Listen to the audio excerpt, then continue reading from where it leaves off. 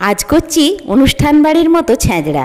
পুঁই শাক কেটে নিয়েছি, আলু, কুমড়ো, বেগুন, পটল, ঝিঙে সমস্ত সবজি কাটা হয়ে গেছে আমার।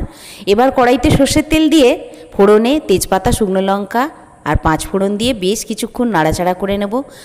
মশলাটার গন্ধ উঠে গেলে আলু আর কুমড়োগুলোকে দিয়ে কিছুক্ষণ ধরে ভাজবো। ভাজা হয়ে এলে তারপর রসুন আর একটা বড় পেঁয়াজ কেটে রেখেছিলাম ওটাও দিয়ে দিলাম, দিয়ে একটু নুন দিয়ে দেবো।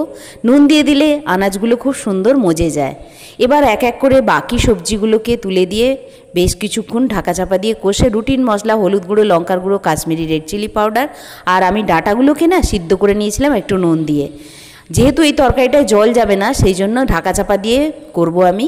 তো আমার রান্না হয়ে গেল। এবার নামানোর সময় একটু চেরা কাঁচা লঙ্কা, তেল কাঁচা আর দিয়ে দিলাম গরম মশলা। হয়ে গেল আমার অনুষ্ঠান বাড়ির মতো ছ্যাঁচড়া। আপনারা এটা মাছের মাথা দিয়েও করতে পারেন, আমি মাছের মাথা ছাড়া করলাম, দুর্দান্ত খেতে হয়।